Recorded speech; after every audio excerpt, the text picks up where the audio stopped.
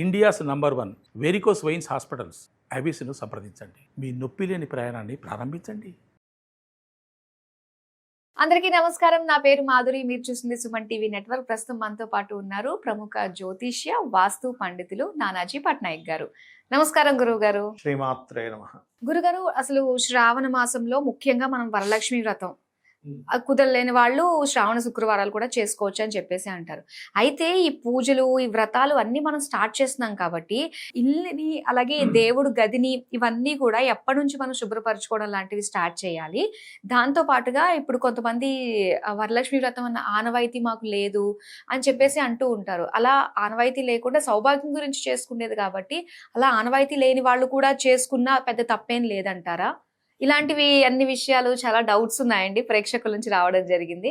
అవన్నీ కూడా ఒకడొక్కడిగా క్లియర్ చేస్తారని అనుకుంటున్నాను. చాలా మంచి ప్రశ్న వేశారు. ఎందుకంటే ఇప్పుడు లక్ష్మీదేవిని దేని చూస్తున్నాం? ధనాన్ని చూస్తున్నాంగా.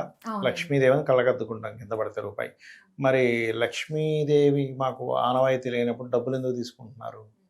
మరి ఎక్కడ ఏ పని చేసినా లక్ష్మీదేవికి సంబంధించిన పూజ శ్రావణ శుక్రవారం మాకు అచ్చిరాదు అనుకునే వాళ్ళు మరి ధనాన్ని కూడా తీసుకోకూడదు. మరి లక్ష్మేగా, అవును, లక్ష్మిని అంటున్నాం కదా. ధనాన్ని సంతాన లక్ష్మి అంటున్నాం, సంతానాన్ని కనకూడదు. ధైర్యలక్ష్మి అంటున్నాం, అసలు ధైర్య సాహసాలు చూపించకూడదు. సౌభాగ్యలక్ష్మి అంటున్నాం, ధాన్యలక్ష్మి అంటున్నాం, అసలు ధాన్యాన్ని వీళ్ళు ముట్టుకోకూడదు. మరి ఇవన్నీ ఏమో కావాలి, ధాన్యం కావాలి, సంతానం కావాలి, అన్నిటికనే ముఖ్యంగా ధనం ఖచ్చితంగా కావాలి. కానీ దానికి అధిష్టాన దేవత అయిన లక్ష్మీదేవి మాత్రం మాకు ఆనవాయితీ లేదని మాట్లాడితే ఎట్టాగమ్మా? అవునా కాదు? అవునండి, అవును. అది కంప్లీట్గా మిత్.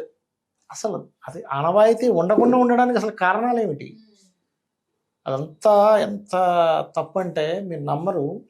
మా 3-4 తరాల క్రితం ఎప్పుడో దీపావళి రోజు వాళ్ళకి ఏదో జరిగింది, సమ్ ఇన్సిడెంట్ జరిగినందుకు మా వాళ్ళు దీపావళి చేయడం మానేశారు.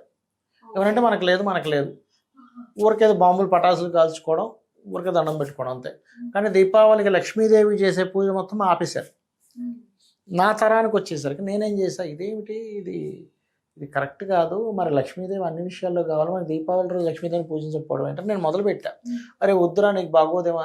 ఏమీ కాదని స్టార్ట్ చేసి చాలా బాగుంది.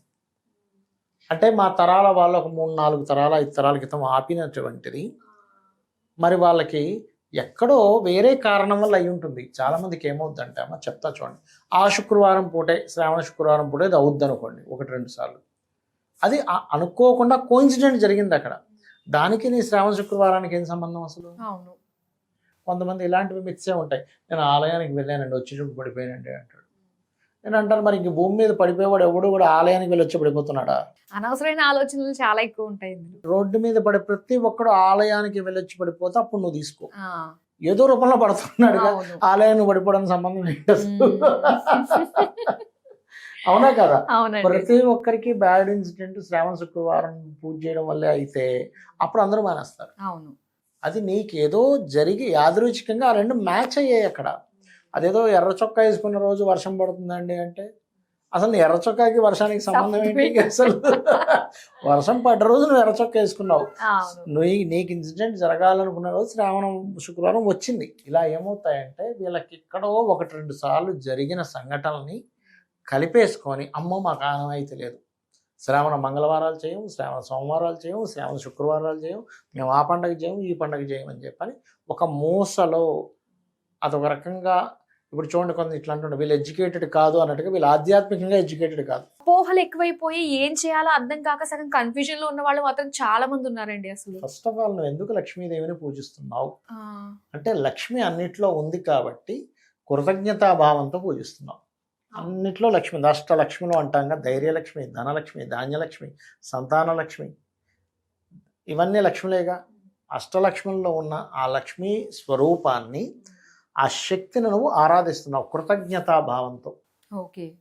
ఇప్పుడు తల్లి తండ్రి ఉంటారమ్మా, వాళ్ళు ఒక్కోసారి కోపం వస్తే కొడతారు, కానీ వాళ్ళ జీవితాంతం మనకు పెద్ద అయ్యేదాకా మన కాళ్ళ మీద మనకు నిలబడే వరకు వాళ్ళు చక్కగా చూసుకుంటారు.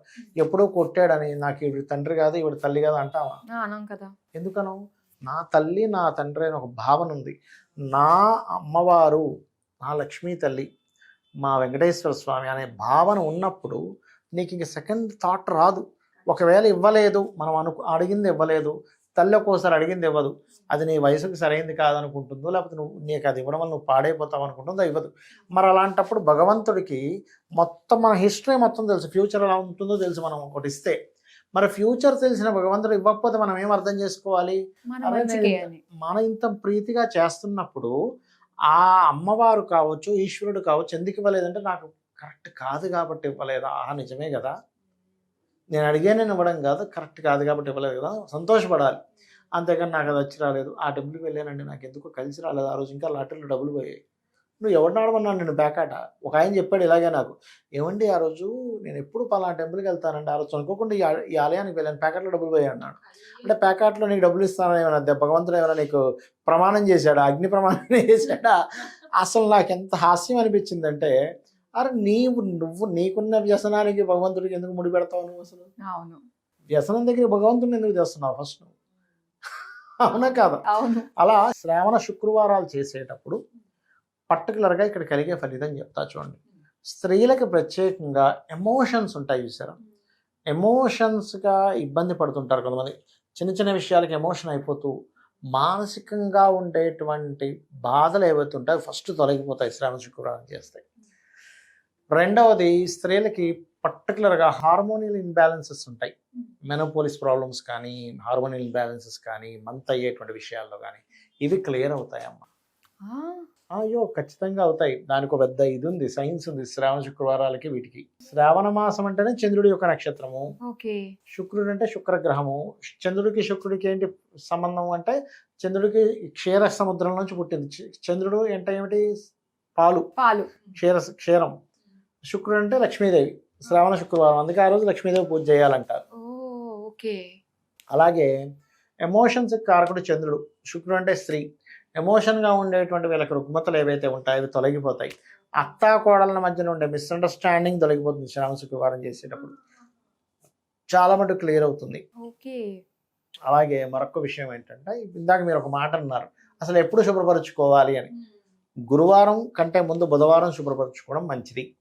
బుధవారం కానీ, అంటే శుక్రవారం పూజ కాబట్టి. ఓకే, అయితే ఇక్కడ చాలామంది చేస్తున్న మిస్టేక్స్ ఏంటంటే, ఆఫీస్ నుంచి వచ్చాక సాయంత్రం శుభ్రపరచుకుంటారు. సాయంత్రం పూట శుభ్రపరచుకోకూడదు, గుర్తుపెట్టుకోండి.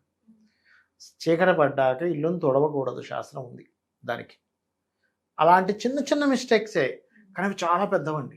ఇప్పుడు చూడండి, కొంతమంది తెలియక ఉమ్ము కుడివైపు పూస్తారు. అసలు కుడివైపు ఉమ్ము వేయకూడదు, ఎడం వైపు వేయాలి.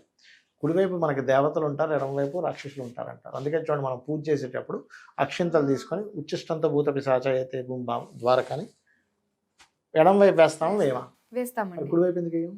అలాగే చాలామంది తెలియక రోడ్డు మీద ఎక్కడ పడితే అక్కడ టాయిలెట్ పోసేటప్పుడు సూర్యుడికి ఎదురుగా నిలబడి వస్తారు. అది ఎంత దోషం అంటే ఆయుక్షీణం. అది మనిషికి ఆరోగ్య క్షీణము, ఆయుక్షీణం చాలా డేంజర్ అండి అది.